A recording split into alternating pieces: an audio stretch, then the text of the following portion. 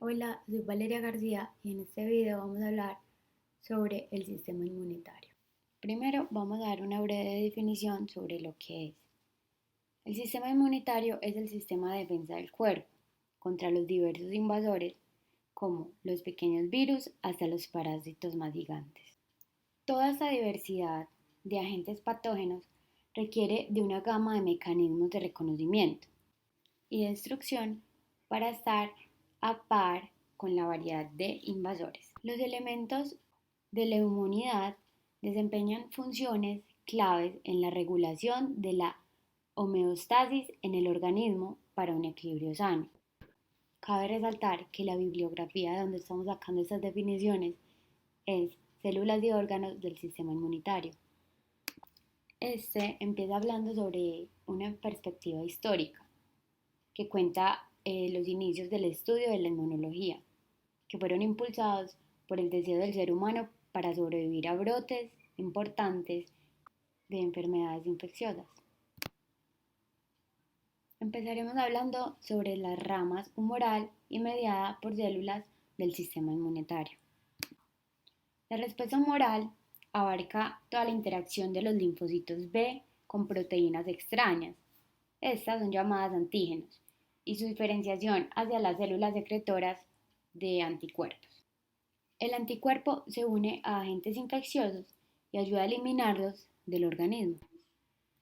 Hablando de la respuesta mediada por células, esta abarca diversas subpoblaciones de linfocitos T, que entre sus funciones es secretar mensajeros solubles que ayudan a dirigir a otras células. Los agentes patógenos tienen muchas formas y deben romper primero las barreras naturales.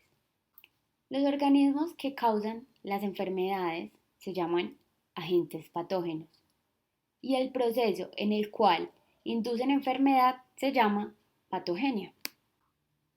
Explicamos que los agentes patógenos del ser humano se agrupan en 4 categorías, que son virus, hongos, parásitos y bacterias. Aclararemos que el agente patógeno puede tratarse de manera diferente dependiendo del contexto en el que éste se encuentre. Dando un ejemplo como que en algunos compuestos extraños que entran por el tracto digestivo es muy diferente que cuando estos entran al torrente sanguíneo, porque aquí reciben un tratamiento mucho más agresivo.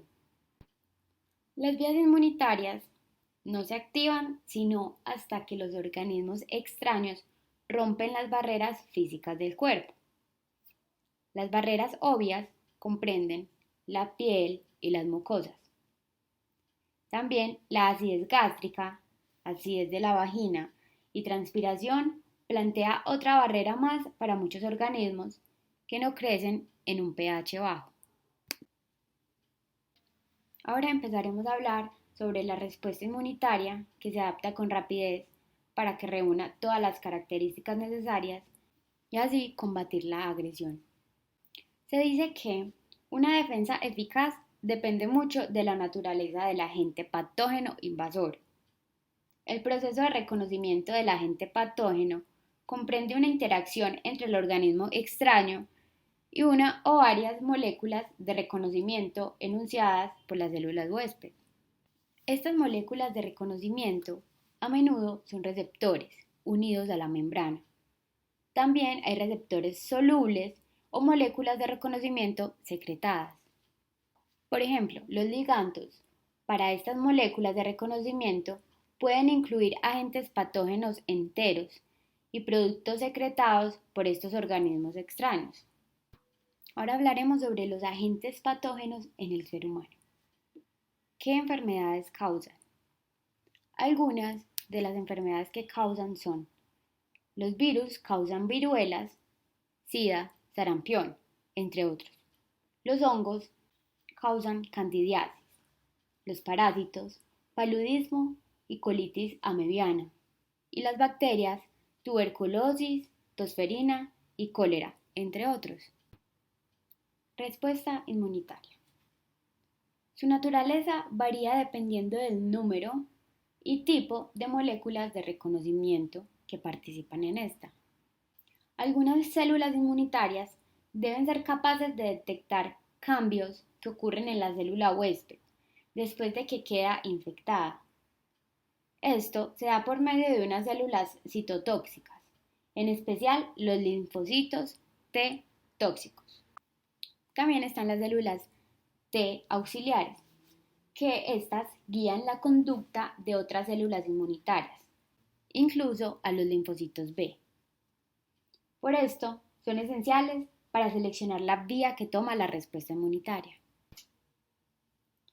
La interacción entre el huésped y el agente patógeno. Esa interacción es una carrera armamentista continua, ya que los agentes patógenos evolucionan para evitar la detección de la célula huésped.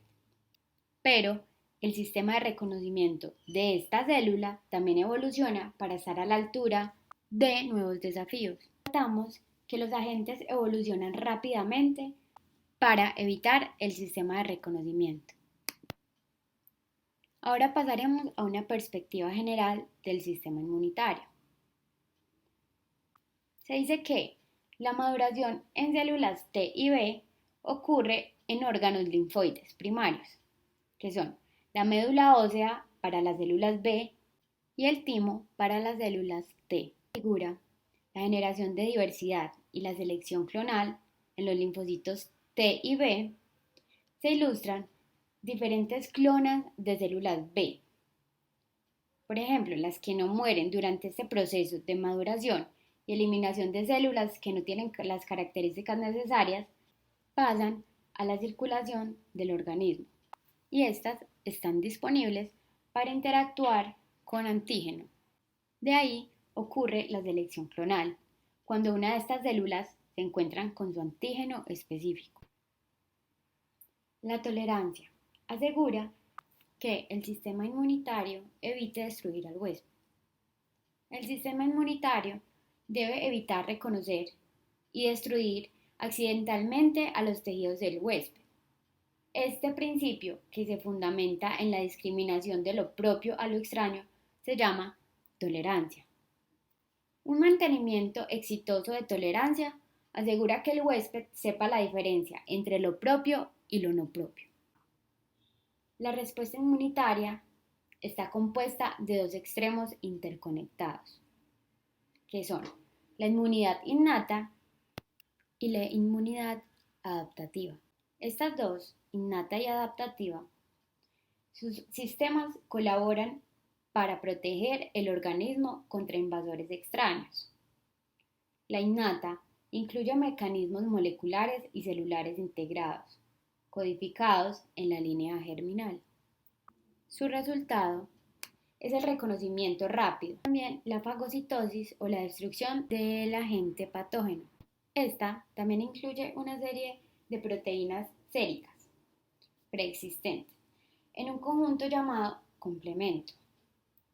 Los elementos del reconocimiento innato son rápidos y algunos ocurren luego de la ruptura de una barrera, pero no son muy específicos y por esto son incapaces de distinguir las pequeñas diferencias en agentes extraños. Pasaremos a hablar sobre la segunda inmunidad, que es la inmunidad adaptativa. Esta es mucho más afinada para las diferencias sutiles. Tarda más en activarse, pero es mucho más específica para agentes. La adaptativa es más lenta, pero cuando estas células han sido seleccionadas y han perfeccionado su ataque, se convierten en formidables oponentes que típicamente son los que resuelven la infección. Esta inmunidad adaptativa proporciona una segunda y más completa línea de defensa. Hablaremos sobre las citocinas y los ligandos de superficie celular. Estos pueden unirse con receptores que se encuentran sobre las células que muestran respuesta y emiten señales hacia estas células para que desempeñen nuevas funciones, como la síntesis de otros factores solubles o la diferenciación hacia un nuevo tipo de célula. Un subgrupo de estas señales solubles se llama quimiosinas, porque tienen actividad quimiotáctica, lo que significa que puede reclutar células específicas hacia el sitio donde esté. De esta manera, las citocinas, quimiosinas y otros factores solubles producidos por células inmunitarias reclutan células y proteínas solubles importantes para la erradicación del agente patógeno en el sitio de infección. Las respuestas inmunitarias adaptativas típicamente generan memoria. La memoria inmunitaria es la capacidad del sistema inmunitario para mostrar las respuestas de manera más rápida y más eficaz durante una segunda exposición al mismo agente patógeno. Todos los encuentros con el mismo agente patógeno se denominan la respuesta secundaria. Durante esta, se vuelven a alistar las células de memoria familiares de los linfocitos B y linfocitos T finales, siendo más eficientes ya que fueron entrenados durante la respuesta primaria para que combatan de nuevo.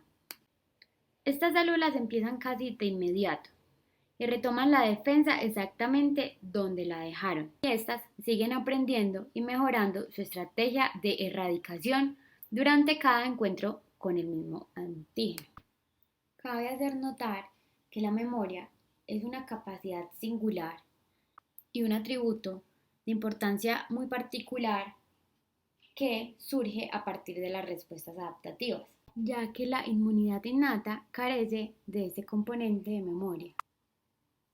Las respuestas inmunitarias disfuncionales pueden dar lugar a toda una gama de trastornos. La mayor parte de los casos de disfunción o falla inmunitaria cae en una de las tres categorías que vamos a mencionar, como lo son las reacciones de hipersensibilidad. Las alergias y el asma son unos ejemplos claros de esta. Ambas se producen por respuestas inmunitarias inapropiadas y demasiado activas a antígenos ambientales como lo son el polen, alimento o caspa de animales. Hay varios tipos de hipersensibilidad. Algunas se originan por anticuerpos y otras son resultados de actividades de las células T.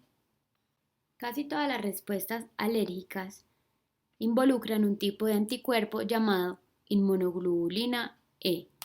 La unión de esta a su antígeno alergénico específico induce la liberación de sustancias que causan irritación e inflamación. Cuando un individuo alérgico queda expuesto a un alergeno, los síntomas pueden incluir estornudos, dificultad para respirar, dermatitis y en casos más graves, sofocación debido al estrechamiento de las vías respiratorias. Otra categoría es la enfermedad autoinmunitaria. Esta se origina por una incapacidad repentina para distinguir entre lo propio y lo extraño, o por una malinterpretación de un componente propio como peligroso. Este estado, llamado autoinmunidad, puede dar lugar a varias enfermedades debilitantes crónicas. Por ejemplo, la esclerosis múltiple, que se debe a un ataque autoinmunitario contra una proteína que se encuentra en las vías nerviosas del cerebro y del sistema nervioso central, que da lugar a una disfunción neuromuscular. Factores tanto genéticos como ambientales probablemente están involucrados en el desarrollo de casi todas las enfermedades autoinmunitarias. Y por último, tenemos la categoría de la deficiencia inmunitaria. Cuando un componente de la inmunidad innata o adaptativa falta o es defectuoso, el huésped casi siempre sufre alguna forma de inmunodeficiencia. La deficiencia inmunitaria puede surgir debido a los factores genéticos hereditarios. Estas son llamadas inmunodeficiencias primarias, o las secundarias, que son el resultado de una alteración o daño por agentes químicos, físicos o biológicos. Un tipo común de inmunodeficiencia primaria es la selectiva, en la cual solo falta un tipo de anticuerpo llamado inmunoglobulina A. También la forma más común de inmunodeficiencia secundaria es el síndrome de inmunodeficiencia adquirida, o el SIDA, que se produce por una infección por virus de la inmunodeficiencia humana, ya que los seres humanos no reconocen ni erradican con eficacia este virus. Ahora hablaremos sobre las células, órganos y microambientes del sistema inmunitario. Una respuesta inmunitaria exitosa depende de las interacciones entre los diversos tipos de célula. Por ejemplo, las células de la inmunidad innata, que son las que montan una primera línea de defensa contra el agente patógeno. También las células presentadoras de antígeno, que son las que hacen saber la presencia de la infección a las células linfoides. Estas también coordinan la respuesta adaptativa y también generan que las células de memoria eviten las infecciones futuras. Están los órganos linfoides primarios, que regulan el desarrollo de las células inmunitarias a partir de los precursores inmaduros. Aparte también están los órganos linfoides secundarios, que son los que coordinan el encuentro entre el antígeno con los linfocitos específicos y su desarrollo entre las células efectoras y de memoria. Los sistemas de los vasos sanguíneos y linfáticos son los que conectan estos órganos. Los unen para formar que todo sea funcional. Todas las células sanguíneas maduras surgen a partir de solo un tipo de célula, que se llama la célula madre hematopoyética. Y el proceso mediante el cual estas células madre hematopoyéticas se diferencian hacia células sanguíneas maduras se llama hematopoiesis. Tenemos que dos órganos linfoides primarios se encargan del desarrollo de las células madre hacia células inmunitarias maduras en la médula ósea, donde residen las células madres hematopoyéticas, y allí dan lugar a todos los tipos de células. Y tenemos al timo, que es donde las células T complementan su maduración. Hablaremos sobre las células del sistema inmunitario. Las células madre se definen por sus dos capacidades. Una es la capacidad para regenerarse o autorrenovarse. Y dos es la capacidad para diferenciarse hacia todos los tipos de célula que existen. Tenemos a las células madre embrionarias que tienen la capacidad para generar cada tipo de célula especializado en un organismo. Esto las hace pluripotentes. También tenemos las células madres adultas que tienen la capacidad para dar lugar a todos los diversos tipos de célula que especifican un tejido en particular.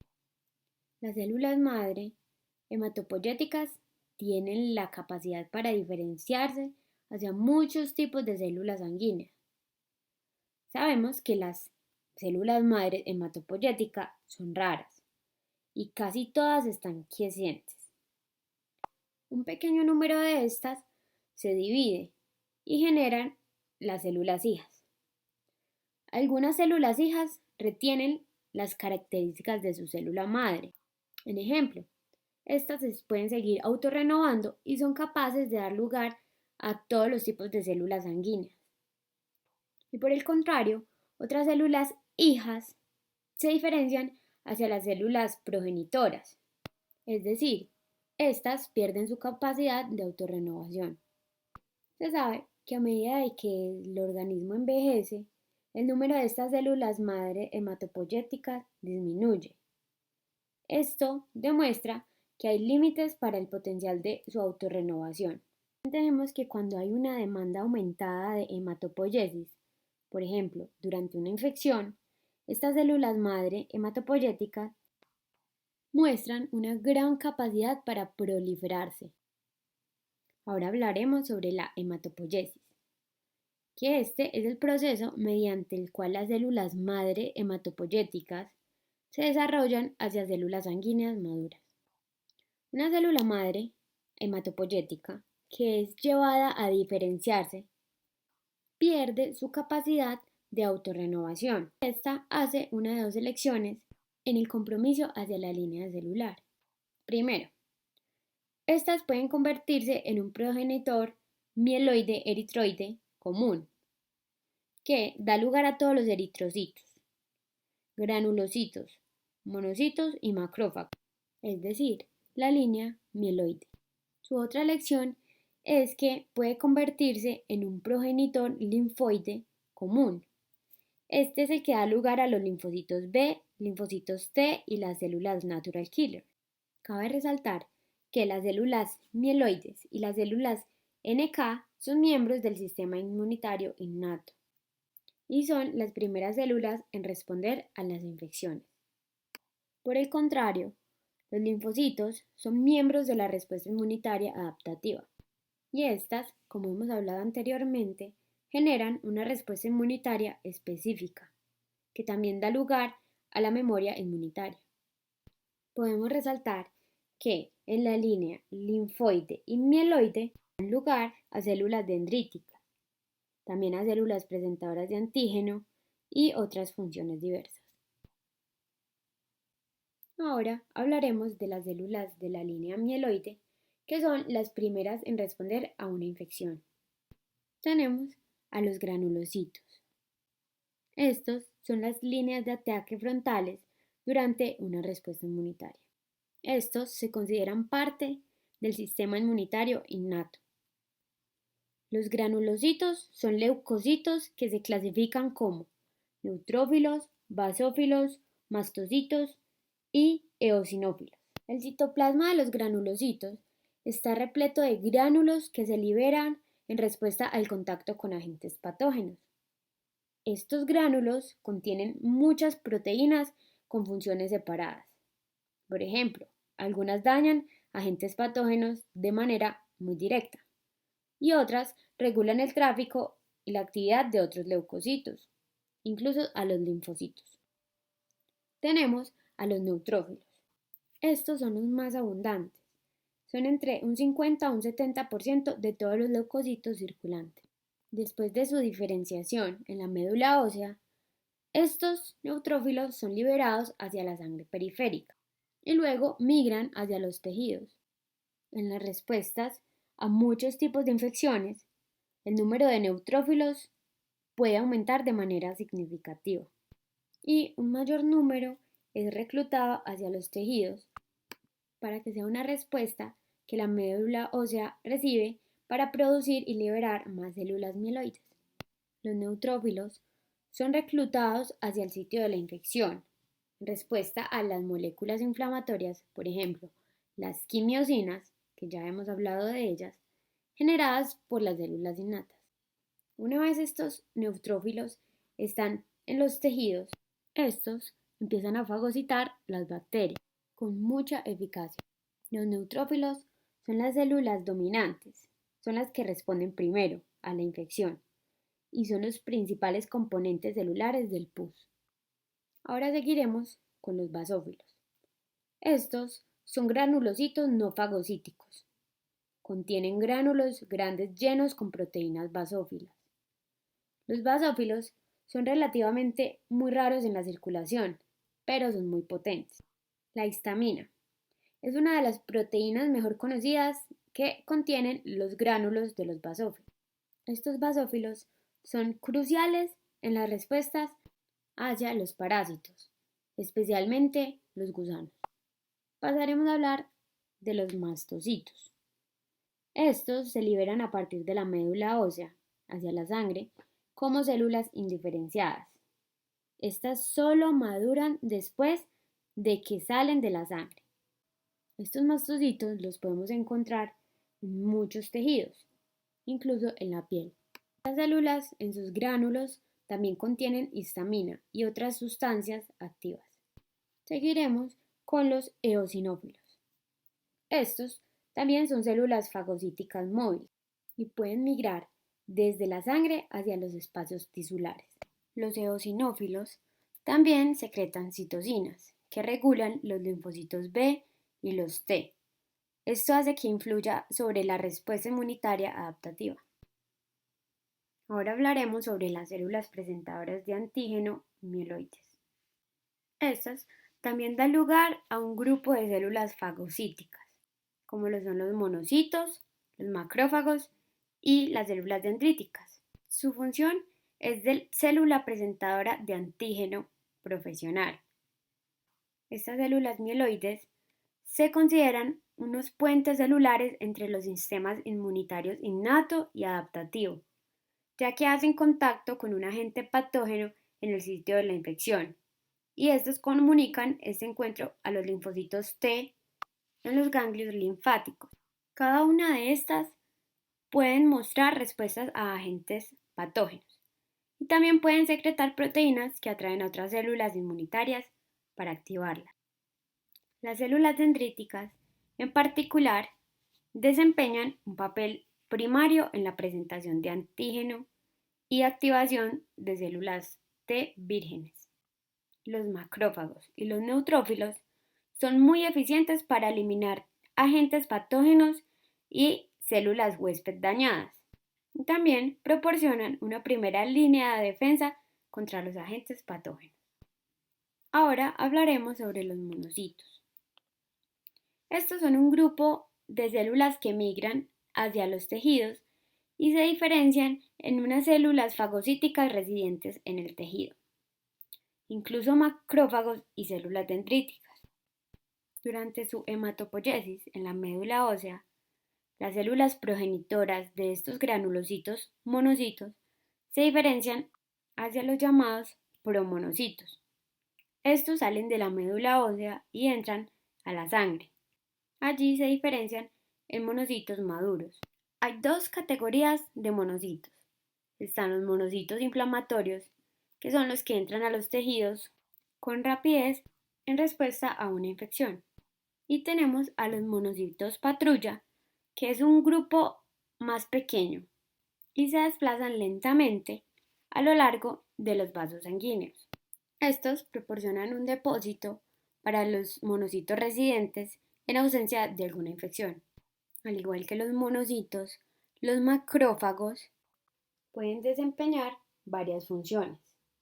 Algunos macrófagos son residentes a largo plazo en tejidos y estos hacen un papel importante en la regulación de su preparación y regeneración, y otros participan en la respuesta inmunitaria innata. Estos son denominados macrófagos inflamatorios. Estos desempeñan un doble papel en el sistema inmunitario, como fagocitos eficaces y células presentadoras de antígeno que pueden activar a los linfocitos T. Por ejemplo, los osteoclastos en el hueso, las células de la microglia en el sistema nervioso central y los macrófagos alveolares en los pulmones. Aclararemos el término de opsonización. Esto significa proporcionar alimento. La opsonización tradicionalmente se describe como un proceso que mejora la fagocitosis de un antígeno. Hablaremos sobre las células dendríticas. Estas son cruciales para el inicio de una respuesta inmunitaria. A estas se les dio este nombre porque están cubiertas con extensiones membranosas largas que asemejan las dendritas de las células nerviosas. Estas surgen a partir de las líneas de las células hematopoyéticas, tanto las mieloides como las linfoides. Las células dendríticas desempeñan funciones separadas. Por ejemplo, la captura de antígeno en una ubicación y la presentación de antígeno en otra. Cuando estas están afuera de los ganglios linfáticos, sus formas inmaduras vigilan el organismo para buscar signos de invasión por los agentes patógenos, captando los antígenos extraños introducidos en el organismo. Ellas procesan estos antígenos y después migran hacia los ganglios linfáticos, donde allí presentan el antígeno a las células T vírgenes, dando inicio a la respuesta inmunitaria adaptativa. Después de su activación, las células dendríticas abandonan la residencia en tejidos periféricos y entran a la circulación sanguínea o también a la linfática. Allí migran hacia las regiones de los órganos linfoides, donde residen las células T y les presentan su antígeno. Hay que resaltar que las células dendríticas foliculares no surgen en la médula ósea y estas tienen funciones muy diferentes a las células dendríticas que acabamos de mencionar. Por ejemplo, estas no funcionan como células presentadoras de antígenos ni sirven para la activación de las células T auxiliares.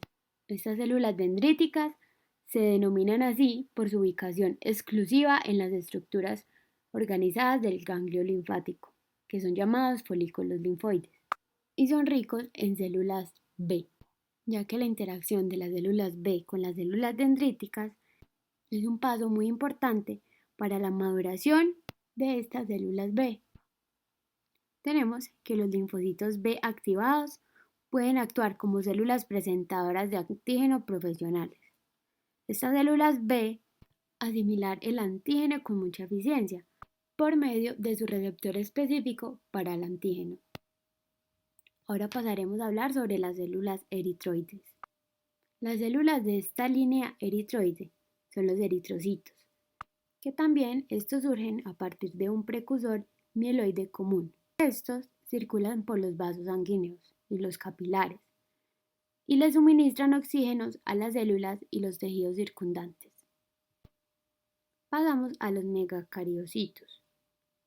Estos son células mieloides grandes que residen en la médula ósea y dan lugar a miles de plaquetas, que son células muy pequeñas que circulan en la sangre y participan en la formación de los coágulos de sangre. Ya pasaremos a hablar sobre las células de la línea linfoide que regulan la respuesta inmunitaria adaptativa. Los linfocitos. Estos son las principales células que participan en la respuesta inmunitaria adaptativa. Estos linfocitos pueden subdividirse ampliamente en tres poblaciones principales, las cuales son linfocitos B, linfocitos T y las células asesinas o las natural killer. Las proteínas de superficie expresadas por estas células inmunitarias a menudo se denominan por medio de la nomenclatura del cúmulo de diferenciación. Pero, aparte de este cúmulo, las células B y T también expresan un receptor específico para antígeno, que es el receptor de la célula B, el BCR, o el receptor de la célula T, que es el TCR. Aclararemos que todos los receptores de una superficie de una célula individual tienen estructura idéntica y por esto tienen especificidad idéntica para antígeno. Una clona es una población de linfocitos resultantes, los cuales surgen a partir de un mismo linfocito fundador. Hablaremos sobre las células efectoras. Estas desempeñan funciones muy específicas para combatir el agente patógeno, mientras que las células de memoria persisten en el huésped y en el momento de una repetición a un mismo antígeno median una respuesta que es más rápida y de mayor magnitud. El primer encuentro con antígeno se denomina una respuesta primaria y la repetición de este encuentro es una respuesta secundaria. Ahora empezaremos a hablar sobre los linfocitos B. Las células B maduras se distinguen de otros linfocitos y otras células por su síntesis y despliegue del receptor de la célula B, que es un receptor de una molécula de inmunoglobulina unida a la membrana que se une al antígeno. Las células B activadas se pueden diferenciar a sus células progenitoras, que son llamadas células plasmáticas. Estas células plasmáticas pierden la expresión de inmunoglobulina de superficie y se tornan altamente especializadas para la secreción de anticuerpos. Ahora pasaremos a hablar sobre los linfocitos T. Su sitio de maduración es en el timo, como lo hemos venido hablando constantemente.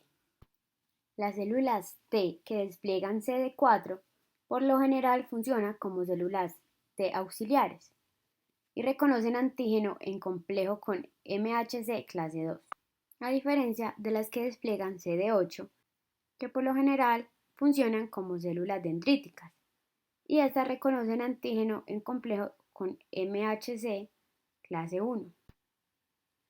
Los linfocitos T citotóxicos tienen una función vital en vigilar las células del organismo y eliminar cualquier célula que desplieguen antígeno extraño, como por ejemplo células infectadas por virus, células tumorales o células de un injerto de un tejido extraño. Existen varios subgrupos de células T efectoras. Están las células T auxiliares tipo 1, que regulan la respuesta inmunitaria a agentes patógenos intracelulares.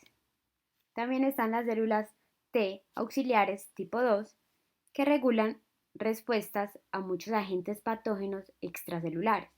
También están las células T auxiliares tipo 17, que desempeñan un papel importante en la inmunidad mediada por células y también pueden ayudar en la defensa contra hongos. Tenemos también las células T auxiliares foliculares. Estas desempeñan también una función muy importante en la inmunidad humoral y también regulan el desarrollo de células B en los centros germinales. Otro tipo de célula T son las células T reguladoras, que tiene la función singular de inhibir una respuesta inmunitaria. Seguimos hablando sobre las células asesinas naturales, las natural killers.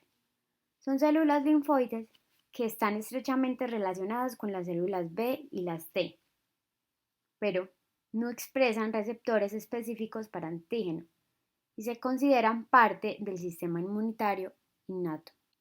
Estas, como su nombre lo dice, son asesinas eficientes de células y también atacan diversas células anormales, incluso células tumorales y algunas células infectadas por virus. Estas distinguen entre células que deben ser muertas y las células normales, de una manera muy inteligente. Por ejemplo, cuando reconocen la ausencia de MHC clase 1, que este es expresado por casi todas las células normales.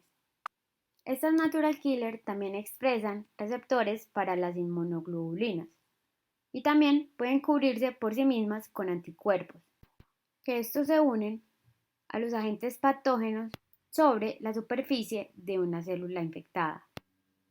Aparte de estas, tenemos a las células NKT, que es otro tipo de células de la línea linfoide. Estos tienen receptores de células T, las TCR, y algunas expresan CD4. Estas células NKT activadas pueden liberar gránulos citotóxicos que matan a las células blanco, pero también pueden liberar grandes cantidades de citocinas que pueden tanto aumentar la respuesta inmunitaria como suprimirla. Pasamos a los órganos linfoides primarios, que es donde se desarrollan las células inmunitarias.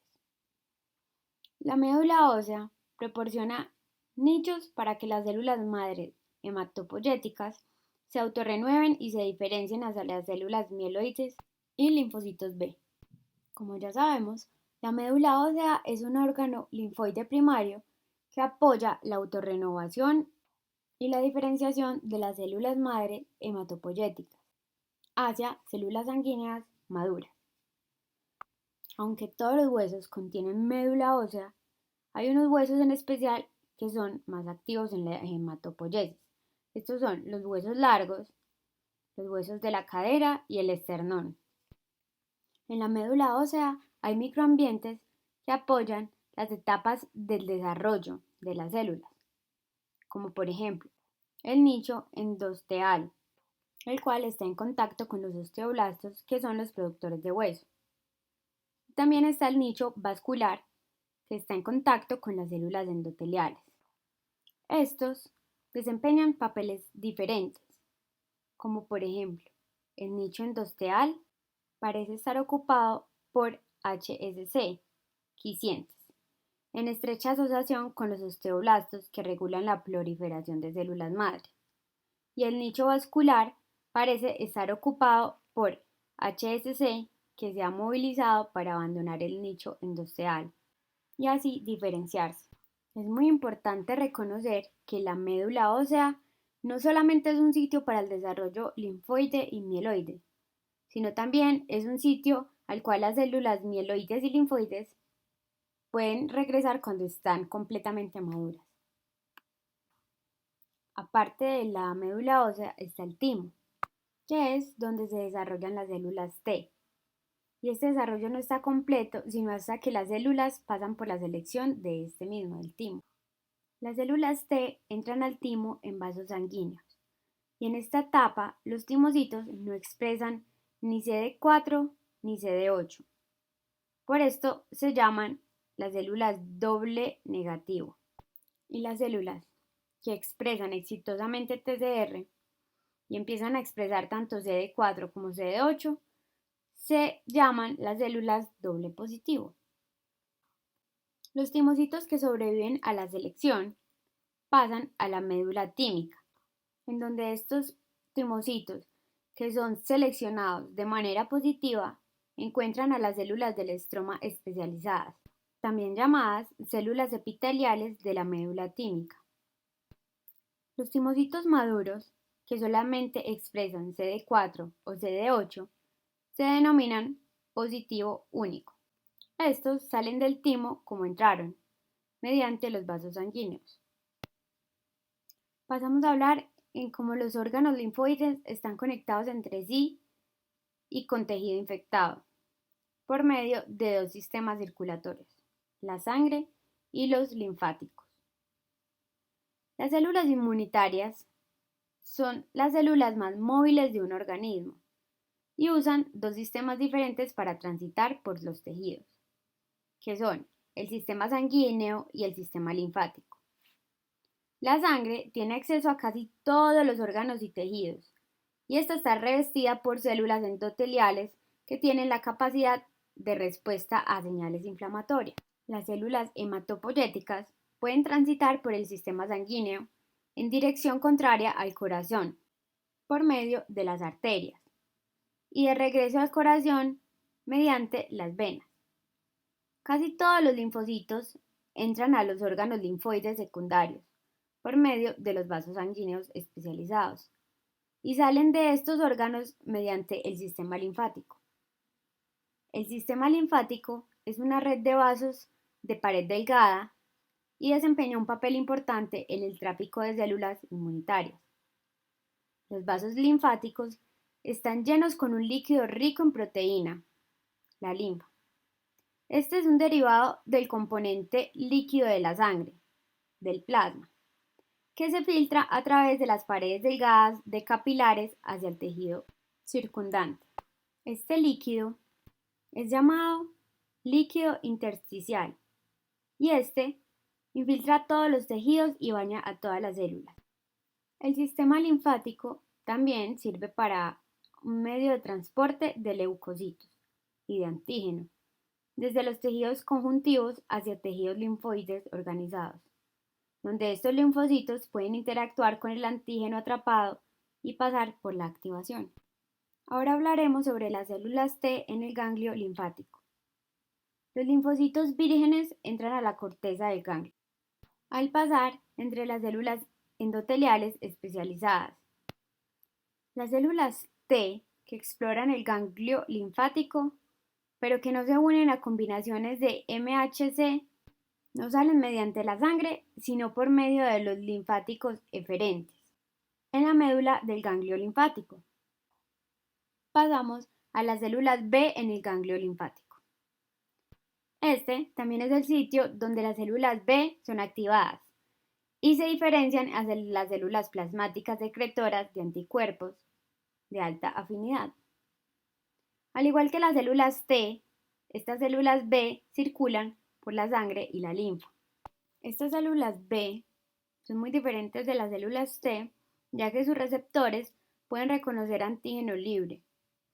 Una célula B casi siempre encontrará su antígeno en el folículo, si su BCR se une a un antígeno. La célula B queda parcialmente activada y rodea ese antígeno. Esta lo lleva a su interior y lo procesa. Los centros germinales.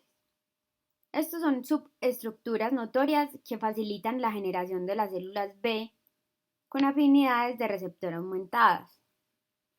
Las células cuyos receptores retienen la capacidad para unirse al antígeno con afinidad sobreviven y se diferencian hacia células plasmáticas que viajan hacia la médula ósea del ganglio linfático.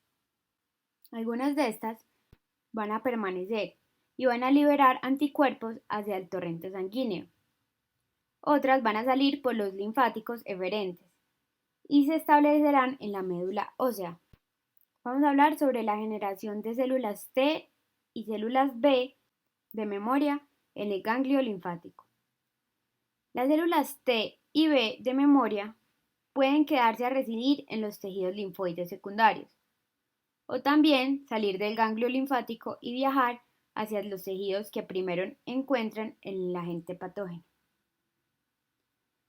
Las células T de memoria que residen en los órganos linfoides secundarios se van a denominar células de memoria centrales y son diferentes en fenotipo y en el potencial funcional de las células T de memoria efectoras, que circulan entre los tejidos. Vamos a hablar sobre el vaso. El vaso organiza la respuesta inmunitaria contra los agentes patógenos transportados por la sangre. El vaso es un órgano linfoide secundario grande, que también desempeña un papel muy importante en el montaje de las respuestas inmunitarias en el torrente sanguíneo, a diferencia de los ganglios linfáticos que están especializados para los encuentros entre linfocitos y el antígeno drenado desde los tejidos locales. El vaso se especializa en filtrar la sangre y atrapar el antígeno transportado por esta misma sangre. Estos antígenos transportados y los linfocitos son llevados hacia el vaso mediante la arteria esplénica y hacia afuera por la vena esplénica. En el tejido esplénico pueden distinguirse dos comportamientos microambientales principales.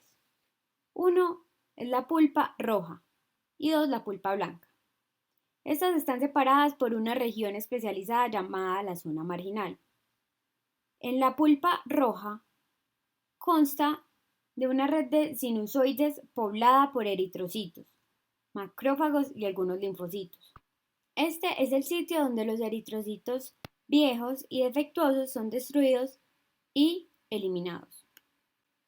En cambio, la pulpa blanca rodea las ramas de la arteria esplénica y esta consta de la vaina linfoide periarterial, que es poblada con los linfocitos T, así como los folículos de las células B.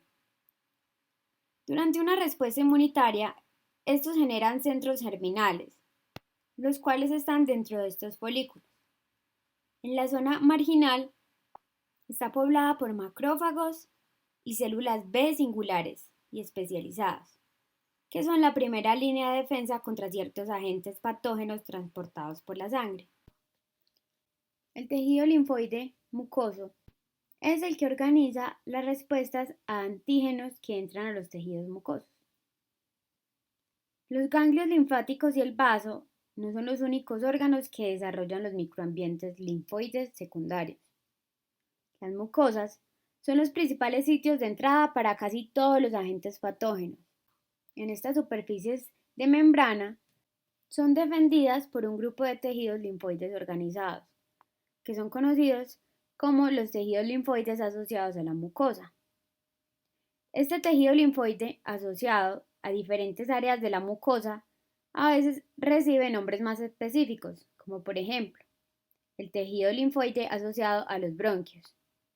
También está el tejido linfoide asociado a la nariz y el tejido linfoide asociado al intestino. Su importancia general en la defensa del organismo es subrayada por su gran población de células plasmáticas que producen anticuerpos, cuyo número excede las células plasmáticas del vaso, de los ganglios linfáticos y de la médula ósea combinados. Como por ejemplo, en el tracto digestivo, las células M especializadas transportan antígeno a través del epitelio. El antígeno transportado a través de esta finalmente lleva a la activación de las células B, que se diferencian y después secretan inmunoglobulina A. También hacemos notar que la piel es una barrera inmunitaria innata y también incluye el tejido linfoide.